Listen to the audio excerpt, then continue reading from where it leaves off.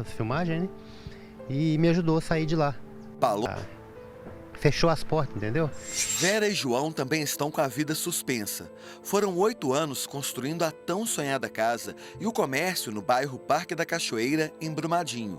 A lama da barragem passou a 150 metros do imóvel do casal. Foi deste ponto, em frente à loja, que Vera viu o tsunami de rejeitos de minério avançando em direção ao Parque da Cachoeira. A primeira reação foi avisar a comunidade. Com o telefone celular, ela enviou mensagens de texto para os vizinhos. O alerta foi essencial para que todos saíssem. Era horário de almoço, estava todo mundo dentro de casa. Um horário que estava todos dentro de casa e o pessoal saiu mesmo, apavorado, todo mundo para a rua. Se não fosse o aviso, eles teriam ficado. Teriam ficado, tinha matado muita gente. De lá para cá, tudo mudou. Muita gente se mudou do bairro. Ninguém quer conviver com o lixo da mineração no quintal de casa. As vendas despencaram. Tem dia que não dá para vender nem R$30, nem 50. Tem dia que não vende nada. O casal recebeu R$30 mil referentes ao período de 6 meses sem remuneração. Também conseguiu uma indenização por danos morais. Caminhões circulam o dia todo na área atingida pela lama. Um ano depois, muitas casas atingidas pela avalanche de lama estão assim. São ruínas abandonadas pelos moradores, cercadas por um mato muito alto. Por aqui, o silêncio é rompido apenas pelo barulho das máquinas, remexendo as montanhas de rejeitos de minério. Quem escolheu ficar aqui não sabe quanto tempo ainda vai esperar para a paisagem mudar de cor. A minoria quer ficar, a maioria quer ir embora do lugar. Mas eu não saio, não. A vontade do senhor é permanecer aqui? Permanecer. Porque aqui é meu lugar, aqui é meu sonho. Eu construí um sonho e aqui eu quero ficar. O sentimento é de tristeza quando eles se lembram das famílias que perderam algo muito mais valioso que qualquer bem material: a vida. Nós estamos aqui para contar a história e os outros que foram. E as histórias se multiplicam. Viajamos 30 quilômetros rio abaixo. 12 milhões de toneladas de rejeito atingiram em cheio a bacia do Paraopeba e as comunidades ribeirinhas. Os filhos de Josiane não podem mais nadar ou pescar no rio. Tem um filho de 15 anos, era pescador mesmo, tem todos os aparatos da pesca e hoje ele não pode usar. Um dos meninos está com depressão. Ele é atendido pelos psicólogos da Vale. Josiane afirma que um profissional deu sugestões irônicas a ela. Que era para mim abrir um poço de peixe na minha casa, como eu abro o poço de peixe. Né? Não tem água, é eles que estão nos abastecendo. E outra opção deles era para eu estar levando o meu filho para um pesca e pague. Então, assim, a gente está sendo tratado no deboche. O filho de Dinalva, de apenas 14 anos, parece ter perdido a razão de viver. O meu filho tentou 4 suicídios.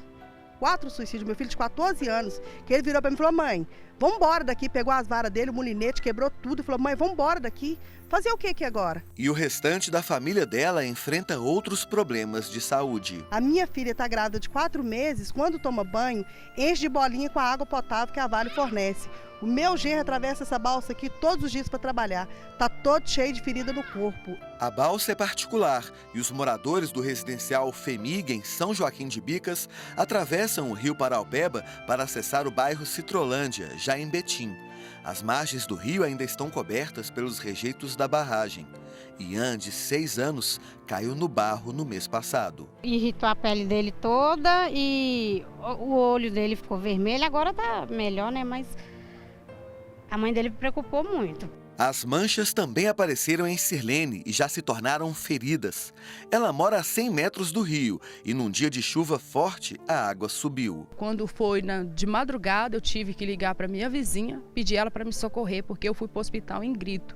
Eu coçava muito o corpo, portanto, deu uma lesão muito séria no pescoço, né? Que eu cheguei lá, o médico ainda assustou com aquela lesão. E Deus decidia, o meu corpo começou a empolar.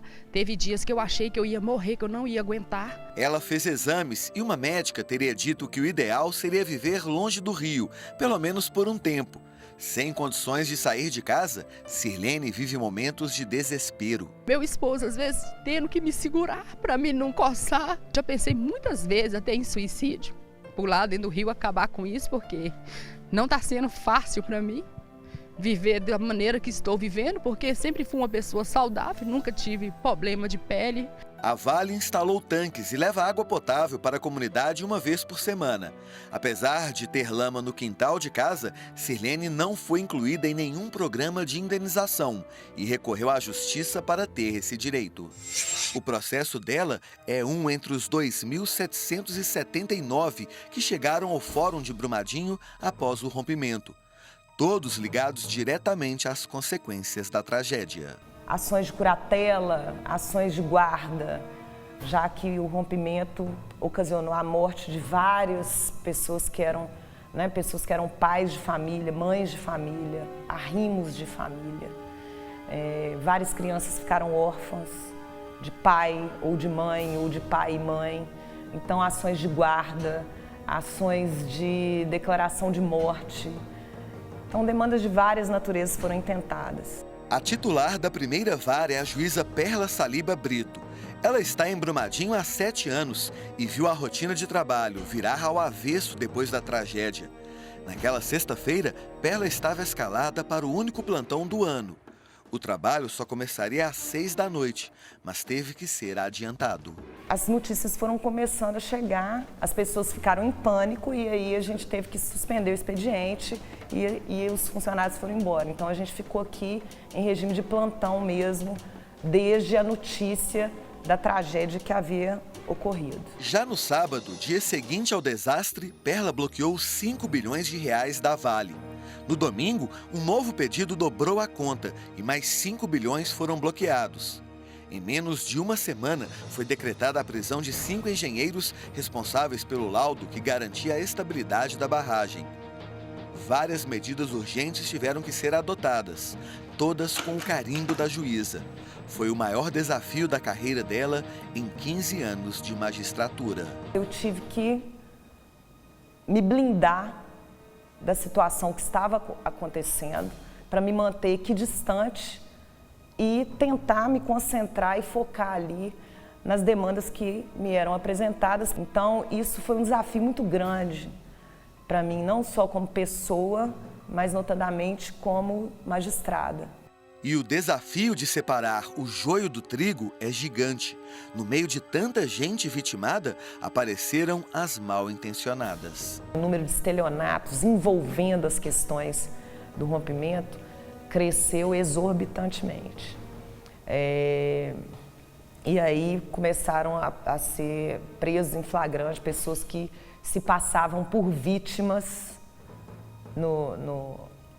para receber a indenização emergencial que estava sendo ofertada pela empresa Vale. Para atender o volume de processos, que cresceu cerca de 20% em um ano, o Tribunal de Justiça reestruturou o Centro Judicial de Solução de Conflitos de Brumadinho, capacitou conciliadores e teve sucesso. Já foram 563 acordos celebrados, muitos em parceria com a Defensoria Pública. Além disso, a própria estrutura da comarca foi ampliada. Ganhamos servidores, estagiários, terceirizados. E o tribunal também, ele instalou uma secretaria, disponibilizou uma secretaria remota para auxiliar as secretarias de Brumadinho. Pode ser que demore mais do que a sociedade gostaria, mas se depender da juíza, os culpados serão devidamente punidos. Os fatos estão sendo apurados, né? E estão sendo colhidas as provas, aqueles que tiveram a culpa, né, em lato sensu, em razão pela tragédia ocorrida, serão punidos. Essa é a esperança de tantas Sirlenes, Nildas, Dinalvas, Claudinês e Palomas. Gente que perdeu a família, o emprego, a saúde. Vidas que pararam há 1 ano e não têm previsão de voltar à normalidade. É o que nós esperamos, sabe, que a justiça seja feita. Não só pelas pessoas que estão lá debaixo da terra, que ainda não tiraram aqueles corpos, mas pelas famílias que perderam seus parentes e por nós também, porque de certa forma nós somos atingidos. Minha vida não é a mesma mais.